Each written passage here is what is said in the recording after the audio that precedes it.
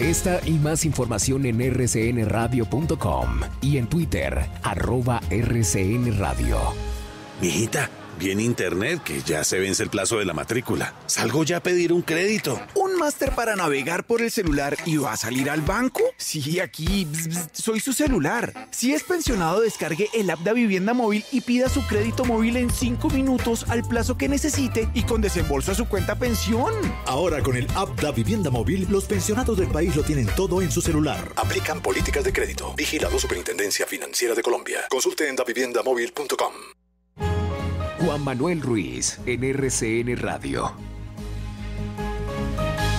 8 de la mañana, 8 minutos. El Ministerio de Salud salió a decir que no hay casos de coronadengue, es decir, que eso no existe. Sí, es que sabe, Juan Manuel, se han conocido algunos reportes, creo que de Brasil, algunos y bueno, algunos países en Sudamérica donde dicen que algunas personas obviamente que tuvieron dengue les dio también coronavirus. Entonces apareció ese término que de verdad no ha sido avalado ni por la Organización Mundial de la Salud ni por ninguna autoridad sanitaria, que era lo mismo de lo que hablábamos el otro día, ¿se acuerda? Le puede dar gripa, pero también COVID al mismo tiempo. Sí, y es bueno que profundicemos en estos temas, Kelly, sobre todo para que la gente no se llame a equívocos. Y lo hacemos con los que saben, realmente expertos. Por ejemplo, la doctora Gabriela Delgado, que es PhD en Ciencias Farmacéuticas, académica de la Academia de Ciencias de Colombia y profesora titular de la Universidad Nacional. Actualmente dirige el Laboratorio de Salud Pública de Bogotá. Doctora Delgado, buenos días, gracias por atendernos. No, muchísimas gracias a ustedes por la comunicación y un saludo a toda la audiencia. Le hago una propuesta, doctora Gabriela. Hay una información que viene de Cali, en donde están estudiando 2 posibles casos de dengue y de COVID simultáneos. Si le parece, escuchamos a Cali, el informe que es muy breve, y conversamos y nos explica, por favor. Por supuesto. Rubén Darío, Con mucho gusto. en Cali. Juan Manuel, muy buenos días. En articulación con el Instituto Nacional de Salud, las autoridades en el Valle del Cauca estudian 2 casos de doble infección simultánea por coronavirus y dengue, que según expertos no se trata de una nueva variante de COVID-19. Lo que ha dicho la secretaria de Salud del Valle, María Cristina Lesmes, al respecto. Es una simultaneidad en 2 enfermedades y efectivamente tenemos 2 casos en estudio, uno de un niño y otro de un adulto que al parecer tuvieron de forma simultánea COVID y dengue. No es que sea un nuevo virus que junte los 2, sino fue una eventualidad en 2 personas que fueron picadas por el zancudo y recibieron el dengue y respiraron de algún contagio del COVID y tuvieron de forma simultánea las 2 enfermedades. Eso es una curiosidad que va a seguir ocurriendo entre nosotros donde el dengue es común. Se trata de un niño de 9 años de edad, aquí en la ciudad de Cali, y un adulto mayor de 67 años de edad, residente en el vecino municipio de Jamundí, Juan Manuel. Gracias, Rubén Darío, allí en Cali. Doctora Gabriela Delgado, entonces, no sé si a usted le haya pasado, pero a muchos sí, a través de WhatsApp especialmente, empiezan a llegar esos mensajes, ¿no? Pilas, que hay una nueva variante, se llama coronadengue, ahora mejor dicho estamos en la catástrofe, esto es lo peor que puede ocurrir porque simultáneamente dengue y coronavirus. No hay tal, es simultaneidad de las enfermedades, de los casos. Por supuesto. Sí, señor, como lo explicó la señora secretaria de Salud del Valle, así es, uno puede estar involucrado, el organismo puede haberse visto infectado simultáneamente de otros microorganismos que pueden coincidir en un mismo punto tiempo con la infección y con la enfermedad de COVID-19. No es un nuevo microorganismo que, por ejemplo, tenga las características o una mutante extraña que sea de dengue, además de COVID, de coronavirus o del SARS-CoV-2, digamos que no es para nada exótico ni extraño que los individuos podamos estar infectados, repito, por microorganismos distintos, no por 2, sino por múltiples microorganismos y que eventualmente y simultáneamente se presenten sintomatologías compatibles con las 2 enfermedades. Paradójicamente, esto es bien importante explicarlo, que el dengue y COVID-19 tienen sintomatología clínica similar, pero bien puede un individuo, por ejemplo, tener malaria y tener COVID-19, tener leishmania y tener malaria, y no significa que sea una nueva especie de microorganismo, sino son 2 microorganismos distintos colonizando, infectando y causando enfermedad a un mismo individuo. ¿Qué le pasó a usted, Kelly? A propósito de lo que la doctora está explicando. Pues fíjese, doctora, que muchas personas, así sean periodistas y que saben que hay información que circula por ahí que es falsa, pero sí rotaron la información. Es ¿Cierto? decir, yo ayer recibí de 5 colegas Hágame el la favor. información del coronadengue. Del coronadengue. Ahora, doctora Gabriela Delgado, ¿cómo es tener simultáneamente coronavirus y dengue? ¿Cómo saber que tiene las dos y no una sola? No sé si me hago entender, porque los síntomas son parecidos, dice usted, ¿no? Sí, señor, los síntomas pueden ser, bueno, lo primero que quiero decir es el valioso trabajo que hacen los periodistas, que hace un par de días celebrábamos su día, porque ustedes son los que hacen o promueven la apropiación social del conocimiento para de pronto algunos que no somos tan asertivos en transmitirlo. Entonces, ustedes tienen esa función social tan importante de desmitificar esa serie de informaciones que no tienen un asidero científico. No existe hasta el momento, ni para COVID-19, ni para otras infecciones, supermicroorganismos que resulten de la combinación de distintas especies o familias de microorganismos. No existe. Ahora, con la pregunta de cómo se hace para saber, lo primero es consultar la consulta médica, lo segundo es el diagnóstico oportuno, el diagnóstico que puede ser clínico para sacar a una persona rápidamente de un cuadro agudo, el tratamiento por parte de un experto es fundamental, y es el médico y las autoridades sanitarias quienes definen qué personas o bajo qué criterios se van a hacer las pruebas de laboratorio. Solamente en el laboratorio clínico, en los laboratorios que acompañan y que ayudan con este diagnóstico, los encargados y los responsables de definir exactamente con pruebas especiales si un individuo en un mismo punto de tiempo está padeciendo una o múltiples infecciones.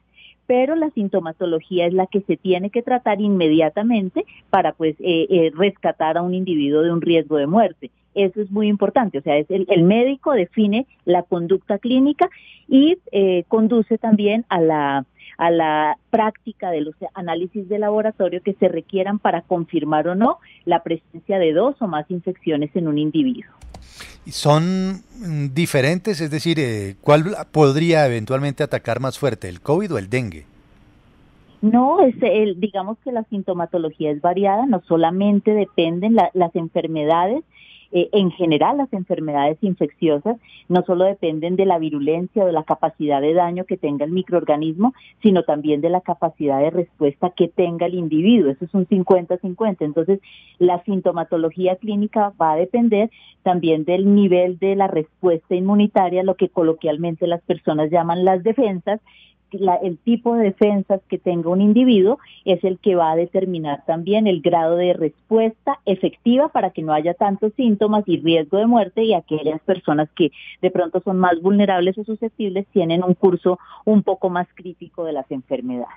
Doctora, también había rotado información a través de redes sociales de una tal flurona, que lo habían explicado los expertos, es como si usted tuviera el contagio simultáneo del COVID y también influenza.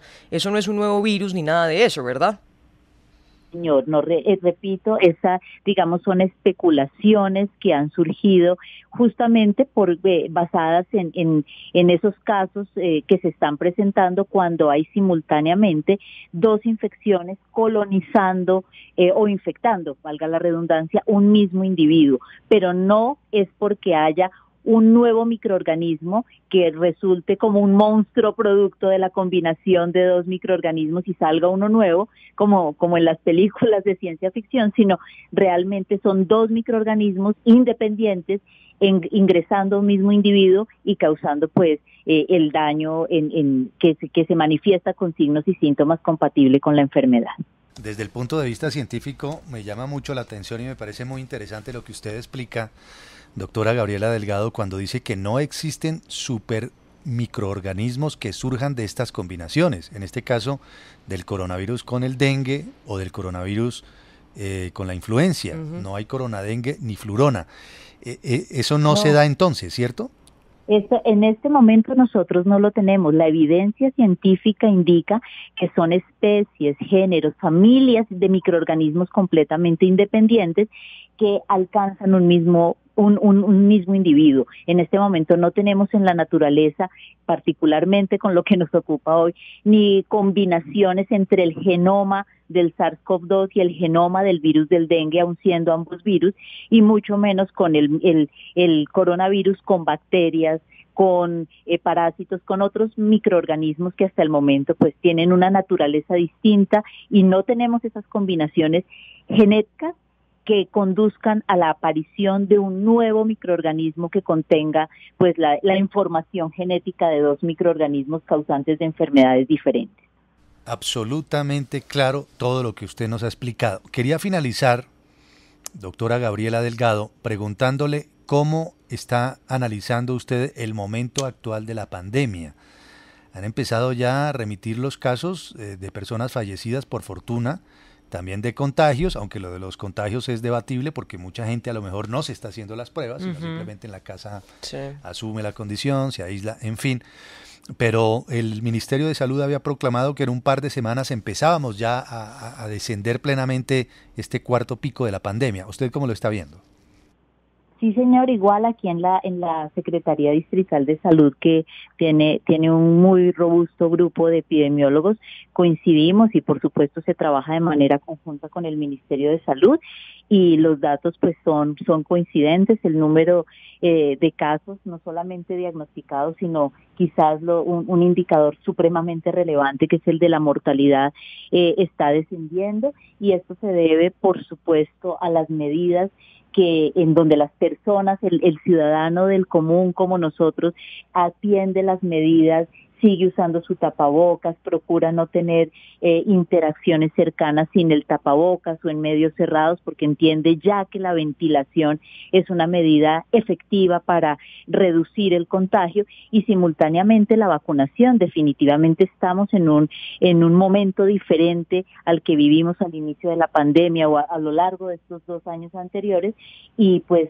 son esos factores que han favorecido el relativo control de este nuevo pico de coronavirus asociado con la Omicron. Entonces, pues sí, es un momento diferente que, repito, con la aplicación de las vacunas y con la promoción de esa estrategia de control, pues podemos pensar en ser mucho más optimistas y pensar que se acerca el descenso de este nuevo pico. Y de pronto adoptar costumbres como hacen otros países. Taiwán, mencionábamos en estos días, pudo enfrentar desde el comienzo de la pandemia, porque ya tenía la costumbre del tapabocas. Fíjese todo lo que para todo lo que ha servido, porque si bien el mundo ha enfrentado la pandemia, ha evitado también otras enfermedades. Claro, respiratorias sobre todo también, ¿no? Respiratorias. Entonces el tapabocas funciona y el lavado de manos funciona. Por supuesto, eso es clave, el lavado de manos, el uso del tapabocas para infecciones respiratorias o que tengan esa vía de ingreso los microorganismos para empezar la enfermedad, pero el lavado de manos, esas costumbres, apropiar esas costumbres efectivas que son muy relevantes para el control de otras enfermedades transmitidas a través de los alimentos, y sobre todo en países como los nuestros, en donde por ejemplo los parasitismos, las parasitosis intestinales, pues tienen esa vía de ingreso a través de alimentos contaminados, de lo que llamamos técnicamente la transmisión ano-mano-boca. El lavado de manos es supremamente importante para el control de esas enfermedades infecciosas que tienen un alto impacto negativo en la población infantil. Entonces sí, ojalá nos queden esas sanas costumbres para seguir controlando y previniendo enfermedades infecciosas que siguen causando muerte en nuestros ciudadanos, en nuestros colombianos.